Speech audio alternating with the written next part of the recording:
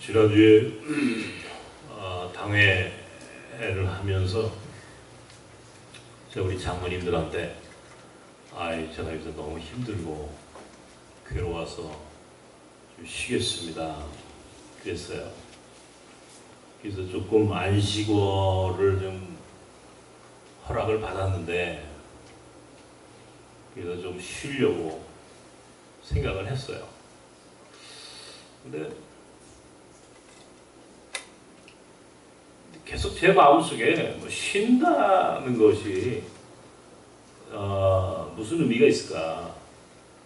또 쉬면 나아지고 그것이 나를 더 이전과 다르게 회복시켜주고 그런 것인가? 근데 그게 그 쉰다고 해서 회복되고 치유되고 하는 것은 아니다 생각을 했습니다. 본질적으로 사람이 회복이라고 하는 게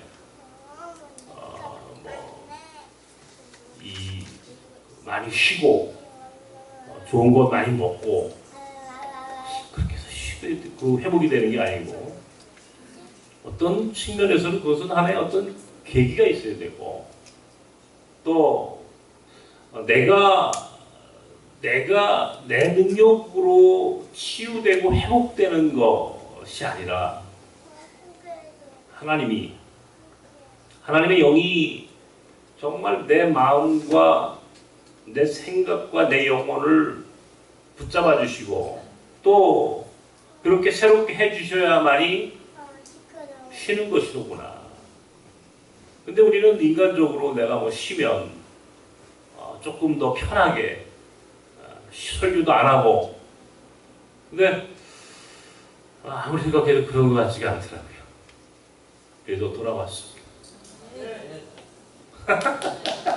아니 박수 받으려고 한 건 아니고 근데 왜 이제 그런 생각을 했냐면 오늘 본문에 있는 말씀을 생각했어요. 사실은 이 마른 뼈가 살아나는 이 에스겔의 환상 마른 뼈를 우리 하나님께서 에스겔에게 환상으로 보여주셨다는 거죠. 마른 뼈가 가득 채워진 골짜기로 에스겔을 데리고 와서는 봐라. 저 마른 뼈들 봐라. 그러니까 여러분 마른 뼈가 다 말라 비틀어져서 조각조각 그냥 흩어지고 그렇게 그 무덤처럼 쌓여있는 그런 그 뼈 무덤 사이로 에스겔을 데리고 간 거예요. 거기서 하나님 보여주시는 거예요. 봐라. 저기 살아나겠느냐? 살아나겠느냐? 근데 항상 가운데 하나님의 에스겔에게 그 뼈들에게 하나님 말씀하시더라는 거죠. 명령하시더라는 거죠. 하나님의 영이 그 뼈들을 다시 모이게 하고 거기에 힘줄을 붙이고 살을 붙이고 그리고 피부에 가죽까지 착 그래서 생명을 허락하시더라는 거예요. 마른 뼈가 살아나는 그 환상을 에스겔에게 보여주신 거예요. 그러면 에스겔은 지금 어떤 상황에 있는지 여러분들이 이해하실 거예요. 뭐예요? 굉장히 고통스러운 상황 가운데 있는 겁니다. 에스겔을 비롯해서 에스겔이 그 사역을 하던 그 시대에 이스라엘은 망했어요. 예루살렘 성전이 바벨론에 의해서 완전히 무너지고 그리고 그들은 바벨론의 포로가 된 노예의 삶을 살아가는 가장 절망적인 시대에 에스겔이 이 환상을 통하여 이스라엘 민족에게 하나님이 아직도 그 민족을 포기하지 않으셨고 그리고 다시 그 마른 뼈가 살아나는 것처럼 하나님이 다시 살아나게 하실 것이다 하는 하나님의 약속을 환상 가운데 보았고 그것을 오늘 선포하는 거예요. 그리고 이 선포는 현실이 됩니다. 이 환상은 꿈이 아니라 이 환상은 현실이 되는 역사로 이스라엘 민족을 다시 한번 회복시키셨고 그 민족을 다시 한번 하나님의 위대한 민족으로 인정하셨다는 겁니다. 절망에서 희망으로, 절망에서 희망으로. 그 마른 뼈 같은 인생이 죽을 수밖에 없는 인생들이 다 죽어가는 인생들이 하나님이 함께 하시면 살아나더라는 거예요. 하나님이 함께 하시면 살아난다. 하나님이 마른 뼈 같은 인생들, 마른 뼈 같은 존재들에게 대하여 명령하시는 거예요. 살아나라. 생명을 허락하시면, 생기를 부어주시면 마른 뼈들도 다시 모아지고 힘줄이 붙고 살이 붙고 가죽이 붙어서 살아납니다. 이 이야기를 제게 적용했어요. 아주 힘들었어요. 괴로워요. 제가요 지금 되게 졸려요 사실은. 왜냐면 잠을 못 자요. 그래서 지금 이제 비몽사몽간에 설교합니다. 정말 이 고통을, 그래서 이게 어떻게 해야 되나, 괴로우니까. 근데 이 말씀을 읽다가, 이 말씀을 묵상하다가 이 괴로움이 설레임으로 바뀌는 것을 제가 느꼈어요. 정말 이상한 체험이었어요. 괴롭잖아요. 그죠? 괴롭잖아요. 뭔가 할 수 없는 고통이 있거든요. 그런데 그 고통이 그대로 남아있는데 그 고통이 내게 설레임으로 바뀌는 체험을 했어요, 제가. 놀라운 체험이에요. 그래서 우리 아들한테, 우리 큰아이가 지금 이제 한참 힘들거든요. 요새 뭐 공부한다고 아주 힘들고 아주 어려워요. 제가 문자를 잘 못하는데 문자를 보냈어요. 고통을 즐겨라. 그러니까 그러면 이 무생뚱맞은 문자야 그럴 거야. 근데 제 마음속에 그래. 왜 그러냐면 여러분, 이 하나님이 마른 뼈들을 살아나게 하시는 날은 온다는 겁니다. 분명히 그 날은 온다. 이게 하나님이 살아계시기 때문에, 살아계신 하나님이기 때문에 마른 뼈들에게 생기를 부어 다시 한번 살아나게 하신다라고 하는 것은 분명한 진리이고 사실이에요. 진리일 뿐만 아니라 현실이 되는 거예요. 그러니까 그것은 확실한데, 문제는 뭐냐면 그게 언제 그렇게 마른 뼈 같은 인생이 살아나느냐라고 할 때는 그게 그렇게 간단치 않은 거예요.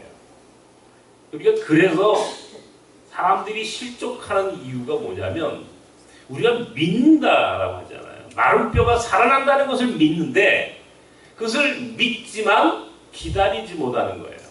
중간에 포기하는 거예요. 살아나는 그 날, 분명히 살아날 것이라고 하는 이 환상이 현실이 되는 것을 믿으면 그것을 위해서 끝까지 하나님의 뜻이 어디에 있는지 묻고 그 뜻 가운데 우리가 가야 할 길을 가야 되는데 중간에 마른 뼈가 살아날 것 같지 않거든요. 마른 뼈는 계속 그대로 남아있거든요. 절망이 계속 조금도 움직이지 않으니까 사람들은 거기에 포기를 해요. 믿음이라고 하는 것은 본질적으로 이게 기적을 만드는 건데 마치 죽은 마른 뼈가 살아나는 것 같은 기적을 만들어내는 건데 그것이 살아나서 새로운 생명으로 부활할 때까지 기다리지 못하는 우리 믿음이 인내하지 못하는 오늘 이것이 우리 믿음, 우리의 삶 속에서 우리가 기적을 체험하지 못하는 가장 중요한 이유입니다. 하나님의 때가 있어요. 하나님이 계획하시고 하나님이 섭리하시고 하나님이 운영하시는 이 역사의 때가 있다고. 때가 있다고. 망할 때가 있으면 다시 회복할 때가 있는 거예요. 그런데 이 다시 회복할 때까지 기다리는 인내가 우리에게 없는 거예요. 이스라엘 민족이 출애굽기에 보면은 430년 동안 애굽에 종살이를 했습니다. 430년 장장. 여러분 430년쯤 종살이를 하면요 다 포기해버려요. 근데 성경에 뭐라고 나왔냐면 하나님의 백성 히브리 백성들은 하나님께 탄식했다. 눈물로 기도하면서 하나님께 탄식하고 이 민족을 구원해달라고 끊임없이 하나님께 기도했다는 거예요. 430년 동안. 오늘 본문에 이 에스겔의 배경이 되는 이 바벨론의 포로기는 장장 70년이에요. 70년이 넘도록 이 민족의 운명은 변하지 않아요. 바벨론 이 포로라고 하는 것이 이 얼마나 고통스럽겠습니까? 자기 고향에서 살지 못하고 흩어지는 거. 자기 고향에 살지 못하고 뿔뿔이 흩어져서 정말 그 민족이 운명이 앞으로 어떻게 될지 아무도 모르는 그 절벽 가운데 이 민족이 살아가는 거예요. 어때요? 70년쯤 지나면 그때 하나님이 에스겔에게 환상을 보여주시는 거예요. 마른 뼈 같은 이 민족이, 마른 뼈 같은 너희가 다시 살아날 것이다. 포기하지 마라. 그날은 온다. 이 얘기를 합니다. 제가 지난주에 일본 제일동포 문제이기도 하지만 이 빠찡꼬라고 하는 책을 봤습니다. 빠찡꼬라는 게 여러분 뭔지 아시죠? 일본 가면 이게 뭐죠? 이게 뭐 빠찡꼬 누르고 막 돌가지고 이 도박하는 겁니다. 굉장히 긴 소설이에요. 긴 소설인데 일제 강점기에 고통받는 이 한반도에 고통받는 조선 반도의 민중들의 삶, 그리고 그들 가운데 도저히 살지 못하고 일본 땅으로 또 갑니다. 일본의 오사카를 가서 그 땅에서 그 엄청난 그 고통 속에 또 2차 세계대전 일본과 미국의 전쟁 가운데 결국 일본이 패망하는 가운데 이 제1조선인들 이 사람들이 어떤 고통을 받고 살아야 했는지, 그리고 전쟁이 끝난 이후에도 남북이 분단되고 결국 이쪽 저쪽 그 어느 쪽으로도 갈 수 없는 처지. 그나마 일본 땅에 남아 있으면서도 이 조선인이라고, 이 한국 사람이라고 하는 이유로 3년마다 외국인 지문나리를 하고 아무리 공부를 잘해도 일본 사회의 주류로 들어갈 수 없는 정말 처참한 우리 민족의 그 현대사의 이야기, 근현대사의 이야기예요. 그거를 하나의 소설로 잘 썼는데 그나마 이 제일 동포들이 제일 조선인이 일본에 가서 그나마 살아갈 수 있었던 그 하나의 방법 중에 하나가 빠찡꼬 사업을 했다는 겁니다. 그래서 인정을 받고 부를 축적하고, 그러나 아직도 일본 사회의 제1조선인, 제1한국인은 굉장히 차별을 당하는 사람들이에요. 그 이야기를 쓴 책입니다. 저는 몰랐어요.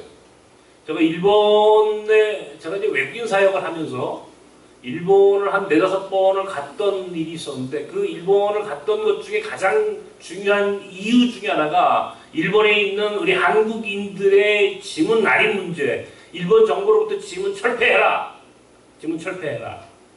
그리고 일본에 있는 외국인, 특별히 제일 한국인들의 인권에 대한 일본 교회 지도자들과 회의를 하러 제가 일본을 한 4-5번 간 적이 있었습니다. 올해도 우리 한국에서 이 회의가 있었어요. 한국에서 이 회의가 있었고 그때는 일본 교회의 대표들이 한국을 왔고 그렇게 한국을 찾아온 일본 교회의 대표들이 찾아온 것이 어디 우리 교회로 온 거예요. 우리 교회 와가지고 저한테 1시간 강의를 들었어요. 일본 교회의 대표들이 와서 듣고 싶었던 것은 한국에 와 있는 몽골 사람들의 이야기, 외국인들의 이야기, 그리고 우리가 그들을 위해서 어떤 일들을 하고 있는지 이 몽골 학교의 모습들을 보여주면서 우리가 일본 교회보다는 역사가 짧지만 외국인 이주의 역사가 짧지만 우리 한국은 이렇게 너희들보다 더 잘한다. 이것을 나한테 설명하라는 거예요. 네? 이거를. 그리고 얼마나 재밌었냐면요.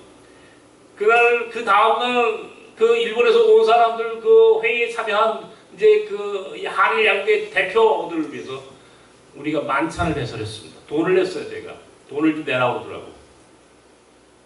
그래서 우리 교회가 없는 돈에 100만 원을 보내가지고요. 제가 호스트가 됐어요. 해주고 싶었어요. 일본 교회 목사들한테 내가 밥을 사줄게. 밥을 사줄게. 좀 잘난 척을 좀 하고 싶더라고.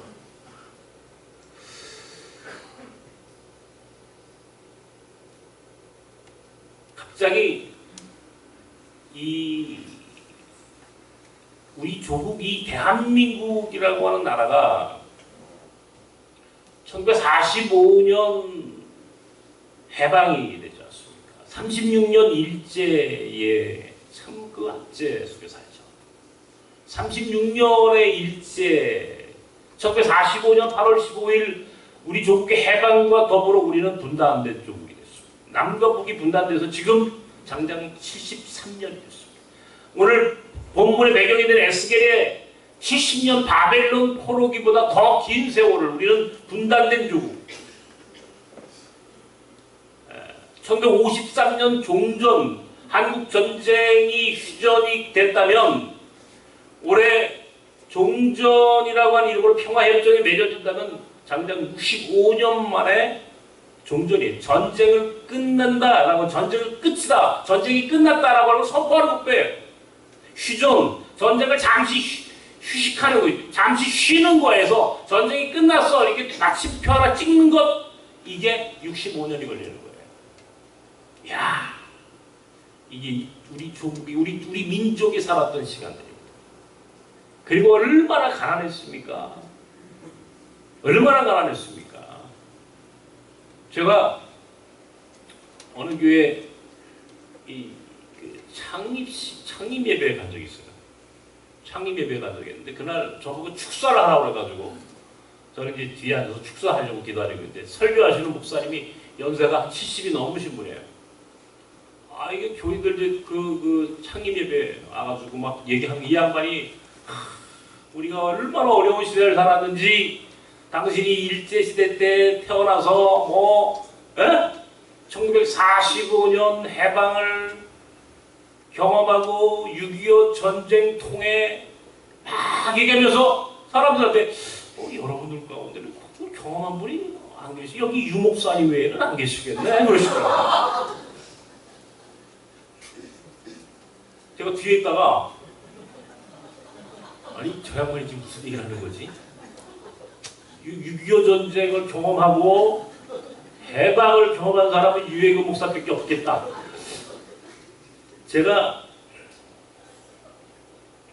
그래서 제가 축사를 하러 올라갔습니다. 그래서 그때 임진왜란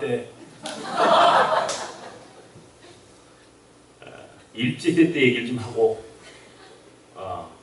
참 그때 가난했던 얘기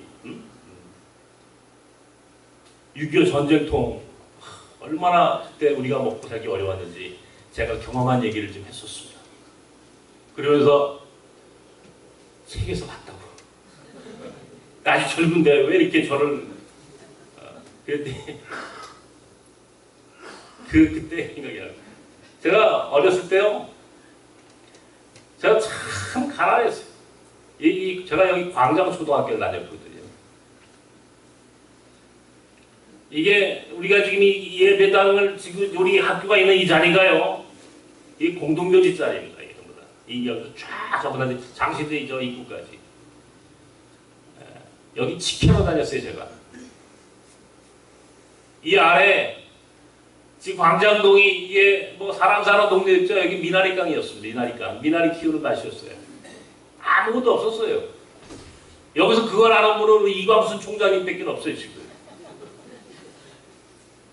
그렇게 가난했어요 이 동네. 그렇게 가난하고 헐벗고. 근데요. 야, 하나님이 우리를 축복하시니까 우리 민족이 오늘 여기까지 왔어요. 그죠? 여기까지 왔어요. 제가 오늘 이 설교를 하는 이유가 다른 게 아닙니다. 그럼에도 불구하고 다시도 우리는 마른 뼈 같은 그런 질곡의 역사를 살아온 민족이에요. 분단, 얼마나 고통스러운 시간표로. 예? 저희가요, 우리 탈북자들을 위한 무슨 사역을 이렇게 저렇게 하고 또 그 사람들을 지원하고 이런 일들을 하고자 하는 것 중에 하나가 뭔지 아십니까? 가난해 갔기 때문에. 어렵게 살아났기 때문에 나그네된 사람들을 우리가 좀 돕자. 그것 외에 아무것도 없어요. 아무것도 없어요. 우리 몽골학교가 저 강변역 지하실에서 처음 시작했어요. 8명의 몽골 아이를 데리고 처음 몽골 학교를 시작했어요. 정말 갈 곳 없는 아이를 데리고요. 이게 무슨 학교를 하자고 시작한 학교가 아니에요. 자바라 치고 자원봉사자 데려다가 한글 가르쳐주고 노래 가르쳐주고 점심 때 밥 먹이고 그렇게 해서 시작한 학교입니다. 갈 데 없어서 이 앞에 어느 건물 지하실에서 아이들을 거기서 공부시켰어요. 저 아래 건물에서 컨테이너에서 아이들이 공부했어요. 여기에 이사 온 거 지금 생각해보면 기적이에요. 기적이에요. 내일 우리 몽골학교 졸업시키고 내일 모레 역사적인 북미 회담이 열립니다. 이번 한 주간 동안 있을 우리 공동체 안에 있는 이벤트와 이 엄청난 이 세계사적인 이 북미 회담이라고 하는 이 대사건을 생각해 보면서 결국은 하나님이 하시면 마른 뼈가 살아나고 마른 뼈같이 다 죽은 절망의 땅에도 다시 생명이 찾아온다. 중요한 것은 하나님이 살아계시다는 것. 그리고 그분이 역사하시면 마른 뼈 같은 내 인생에도 다시 한번 치유와 회복의 역사가 일어난다는 것. 이거를 믿자는 거예요. 우리 이거 보고 있잖아요 지금. 이 역사 철학에 양질 전환의 법칙이라고 하는 게 있습니다. 양질 전환의 법칙. 이거 굉장히 오래된 이야기예요. 이 양질 전환의 법칙이라고 하는 게 양에서 질로 바뀌는 거예요. 양에서 질로. 얼음이 꽁꽁 얼었던 얼음이 물이 되고 그 물컹물컹한 그 흐르는 물이 어느 순간에 기체로 승화되는, 그래서 얼음이 물이 되고 물이 기체가 되는 이 과정을 이름하여 양질 전환의 법칙이라고 합니다. 여러분 그거 아시죠? 다. 얼음이 물이 되는 건 아십니까? 물이 기체로 다 하늘로 올라갈 수 있다는 거 아십니까? 알죠? 왜? 이미 그 정도는 우리가 학습했어요. 그 정도 과학적 지식을 갖고 있는 거예요. 영도가 되면은요, 물은 얼음이 되고 얼음은 물이 되는 전환점이 되는 거예요. 물이 100도가 되면 물이 끓어서 물이 기체로 다 빠져나가게 돼 있어요. 그러니까 얼음이 물이 되고 물이 하늘의 수증기로 기체로, 그러니까 얼음이 기체가 되는 거예요. 눈에 보이는 것이 보이지 않게 되는 거예요. 양이 질로 바뀌는 거예요. 이걸 양질 정환의 법칙. 이건 굉장히 중요한 역사 철학입니다. 우리가 흔히 임계점이라는 말씀이에요. 임계점. 임계점. 이게 딱 99.9도가 돼도 물을 끓지 않아요. 100도가 되어야만이 물이 끓습니다. 100도. 100도가 되어야만이 물이 확 끓어오르면서 물이 기체로 쫙 공기 중에 사라져버리는 거예요. 그러니까 99.9도, 99.99도 안 돼. 무조건 100도가 돼야 돼. 100도가. 물이 아무리 차가워도 0도씨가 돼야 얼음이 되는 거야. 0도가 되지 않으면 얼음이 될 수가 없어요. 0.00001도만 돼도 차갑지만 얼음이 아닌 거야. 이해가 되세요? 이게 양질 전환의 법칙. 임계점에 도달해야 된다 이런 얘기예요. 인생 중에 성공한 사람의 공통점을 찾아봤어요. 이 세상 사람들 가운데 성공한 사람들이 어떤 케이스에 성공했느냐? 딱 임계점에 도달한 사람이 성공하더라는 거예요. 임계점에 도달하지 않으면 어떤 경우에도 성공할 수 없다는 겁니다. 이게 양질 전환의 법칙. 우리가 요즘 아웃라이어라는 책에 1만 시간의 법칙. 사람들이 박태환이나 누구죠? 김연아가 1만 시간 정도 훈련하니까 세계에서 금메달 따고 최고가 되더라는 거죠. 모든 사람이 다 그 정도 해야 된다는 거죠. 이것도 일종의 양질 전환의 법칙하고도 맞는 얘기입니다. 이 역사가 그렇다는 역사가.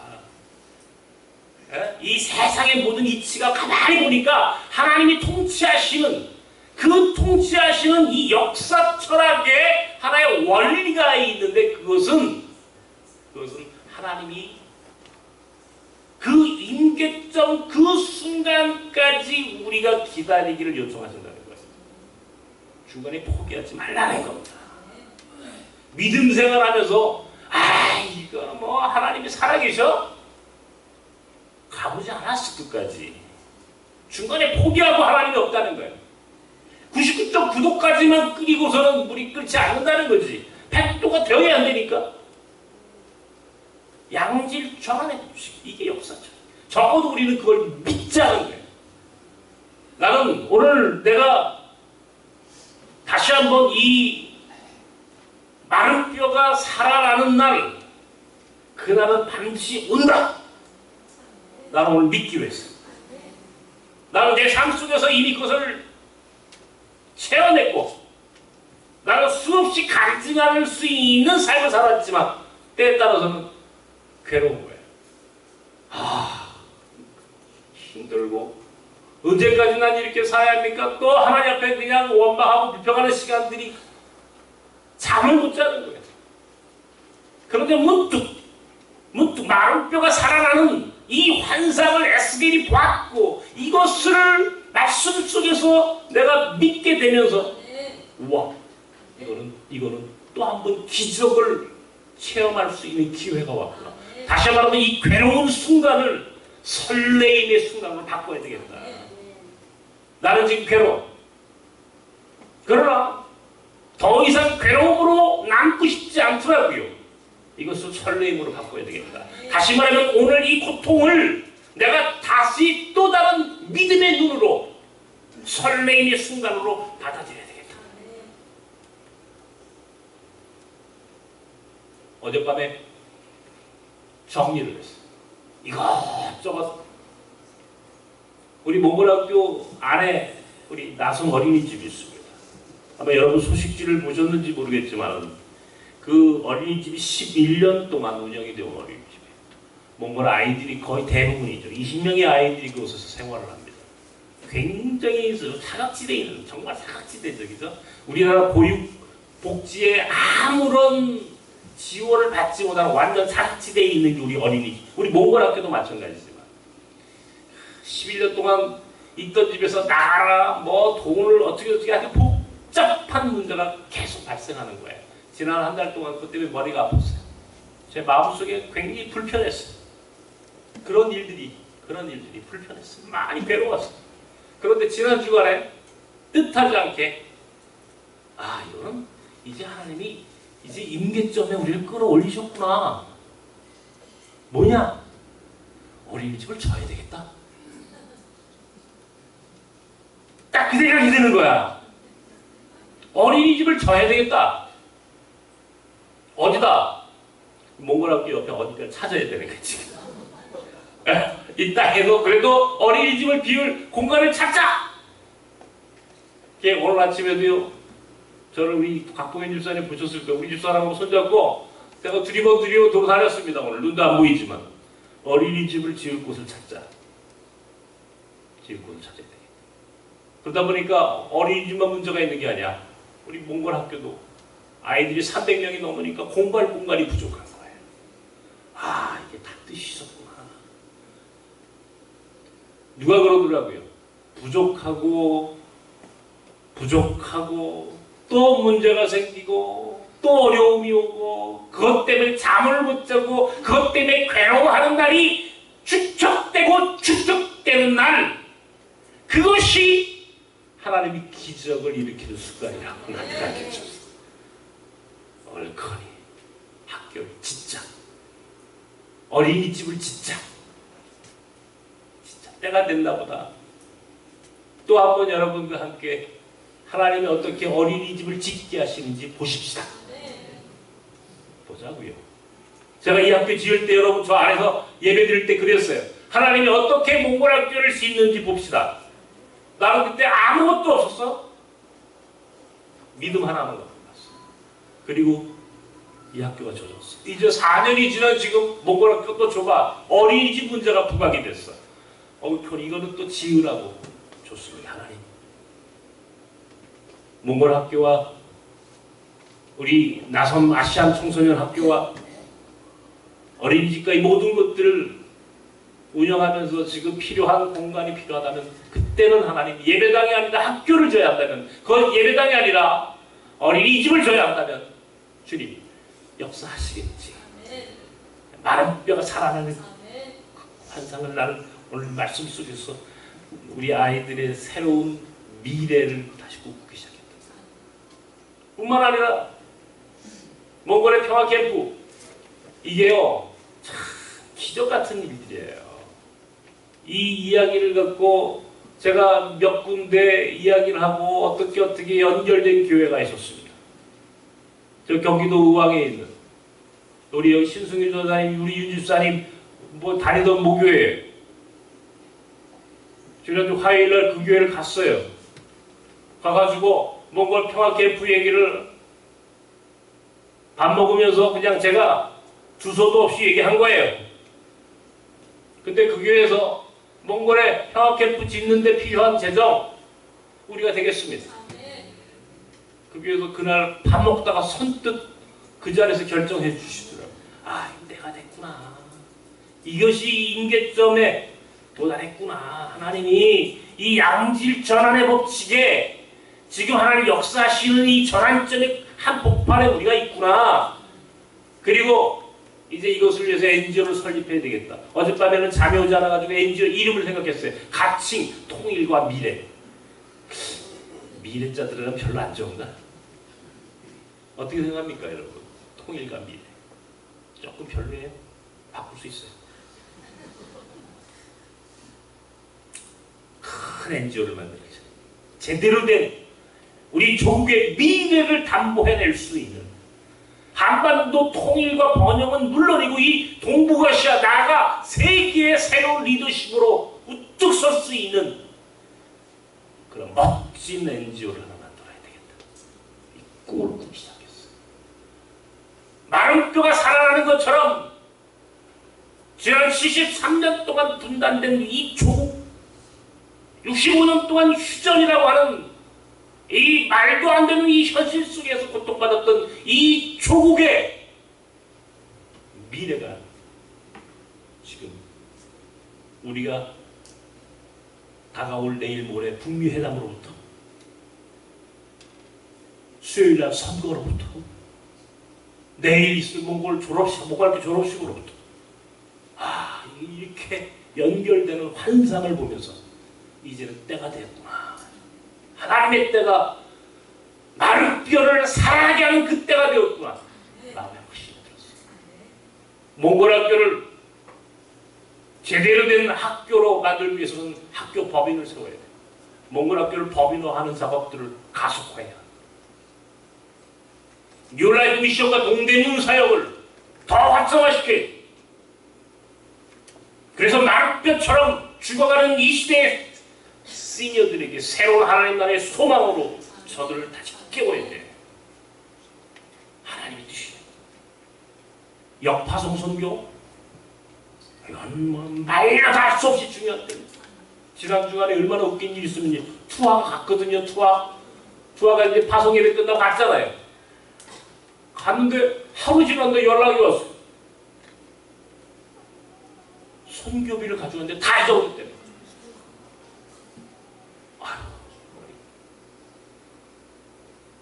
선교비 바꿔주고 이렇게 저렇게 해서 모아가지고 한 돈을 가보니까 돈이 없더라고요. 마음이 철렁해. 누구한테 말도 못했어요. 우리 베트남 선교 후원회 회장이 지금 곽혜진 집사예요. 여기 있어요? 전화해서 어떻게 좀 말해보려고. 바빠요, 목사님.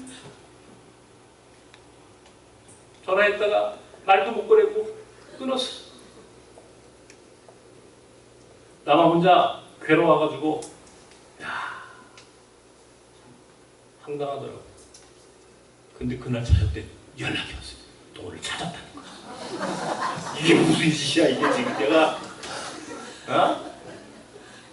너무 더워가지고